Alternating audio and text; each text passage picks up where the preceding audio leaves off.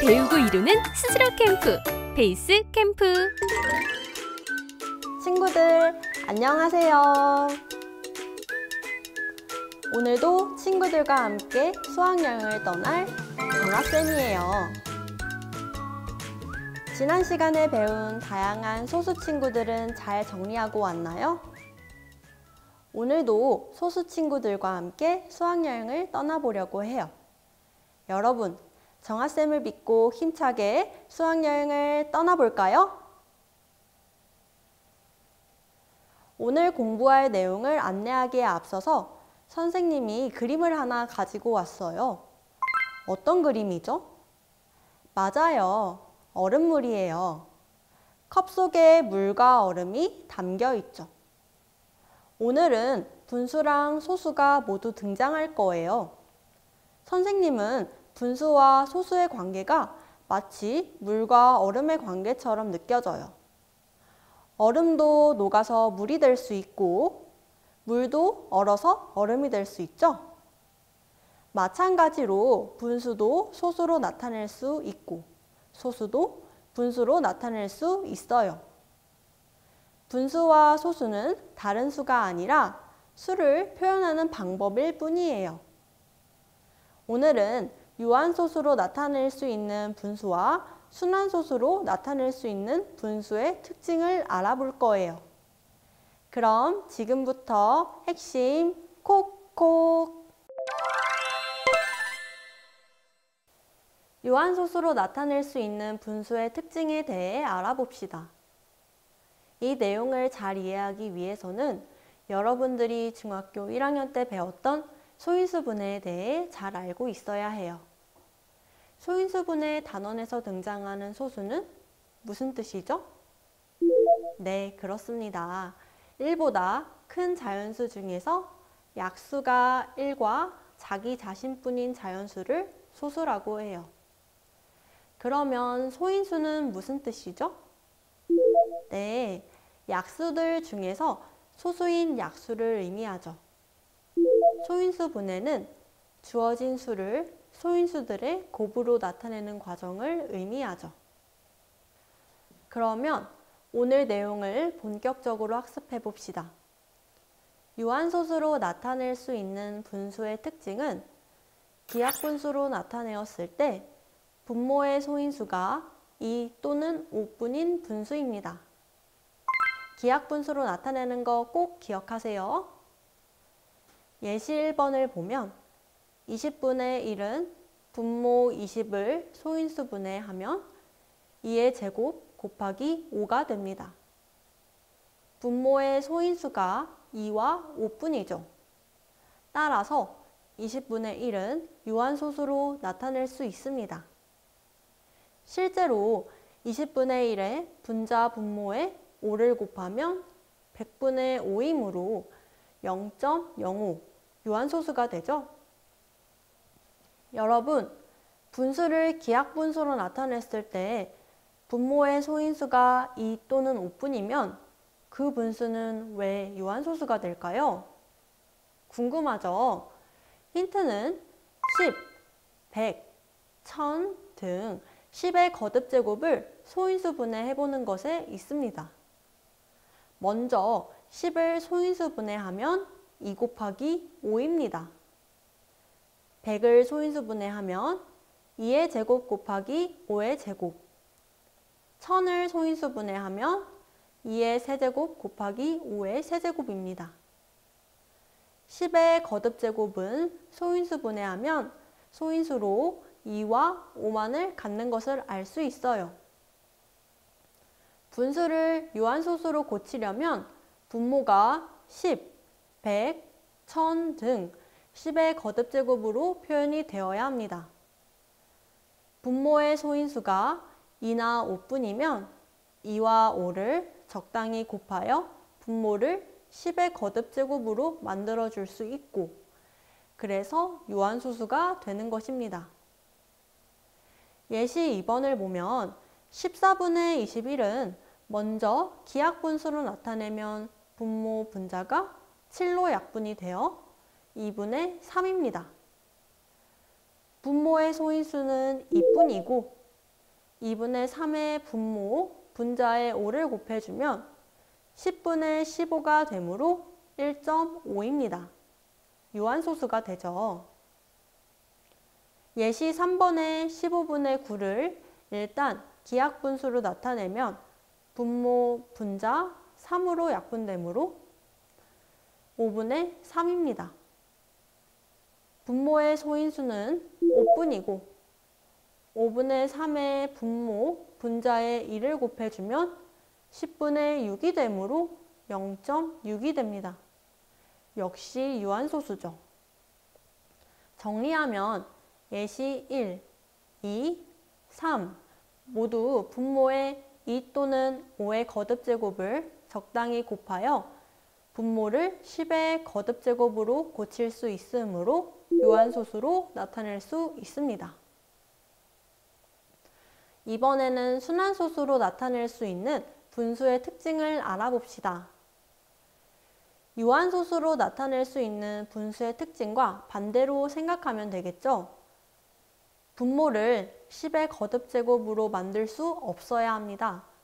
즉, 기하분수로 나타냈을 때 분모에 2 또는 5 이외에 소인수가 있으면 그 분수는 순환소수로 나타낼 수 있습니다.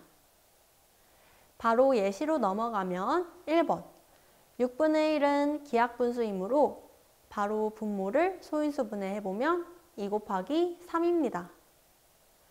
분모에 2 또는 5 이외의 소인수 3이 있으므로 6분의 1은 순환소수가 됩니다.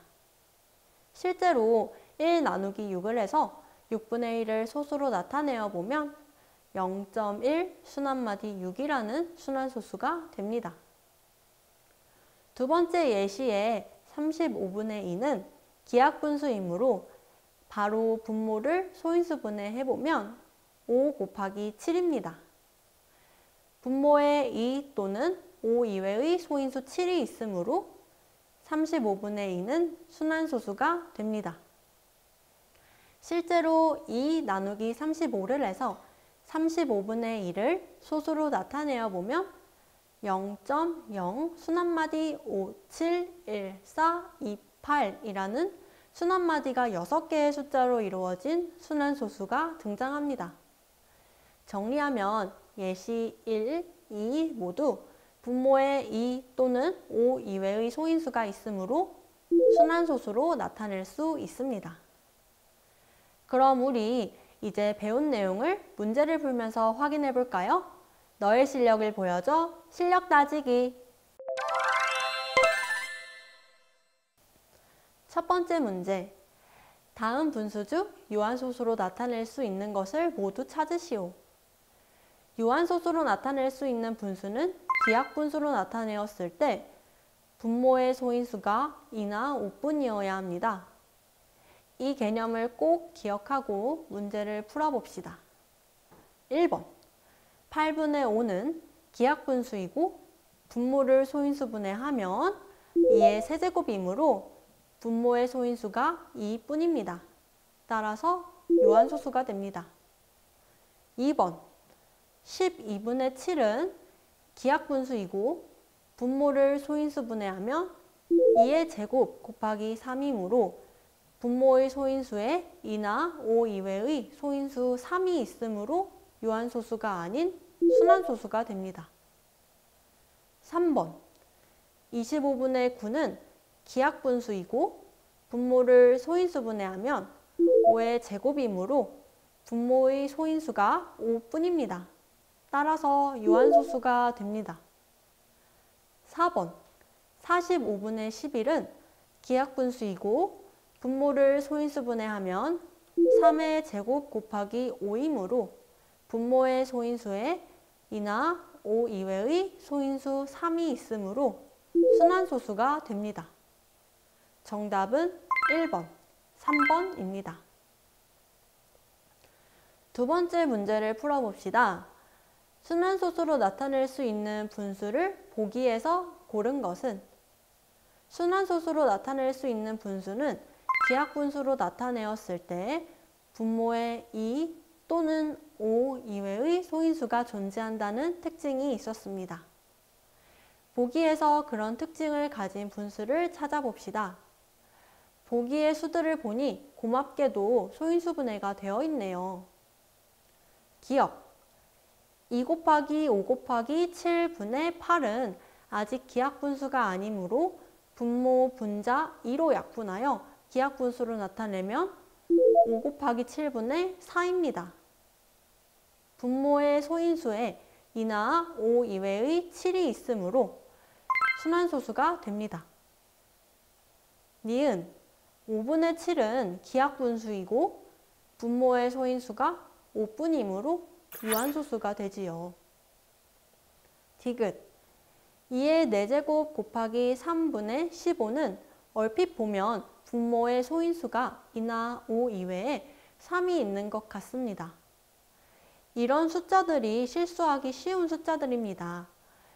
2의 4제곱 곱하기 3분의 15는 아직 기하분수가 아닙니다. 분모, 분자를 3으로 약분하여 기하분수로 나타내면 2의 4제곱 분의 5이므로 분모의 소인수가 2분이어서 유한소수입니다. 분수를 먼저 기하분수로 나타내어야 함을 꼭 기억하세요. 리을 3의 4제곱 곱하기 5의 제곱분의 27도 먼저 기하분수로 나타냅니다. 분모 분자를 27, 즉 3의 세제곱으로 약분하면 3 곱하기 5의 제곱분의 1이 됩니다. 분모의 소인수에 2나 5 이외의 3이 있으므로 순환소수가 되지요. 정답은 3번 기억 리을입니다. 오늘의 마지막 문제입니다. 24분의 5 곱하기 a를 소수로 나타내면 유한소수일 때 가장 작은 자연수 a의 값을 구하는 문제입니다. 먼저 24분의 5의 분모를 소인수 분해하면 2의 세제곱 곱하기 3입니다. 분모의 소인수 3 때문에 24분의 5는 유한소수가 아닙니다. 24분의 5에 a를 곱해서 유한소수가 되어야 합니다. a를 이용해서 소인수 3을 없애주어야겠죠? 따라서 a의 값이 될 수 있는 가장 작은 자연수는 3입니다. 정답은 1번이죠. 여러분, 오늘은 유한소수로 나타낼 수 있는 분수의 특징, 순환소수로 나타낼 수 있는 분수의 특징을 배웠습니다. 1학년 때 배운 소인수분의 내용이 나와서 놀랬을 텐데 잘 따라와줘서 고마워요. 수학은 이렇게 전에 배웠던 내용이 다시 쓸 때가 많아요. 기억이 안 난다고 포기하지 말고 오늘처럼 다시 복습하면 여러분들 거뜬히 해낼 수 있습니다. 남은 실력 따지기 문제도 꼭 풀어보면서 오늘 내용 복습해보길 바래요. 다음 시간에 만나요. 안녕. 배우고 이루는 스스로 캠프, 베이스 캠프.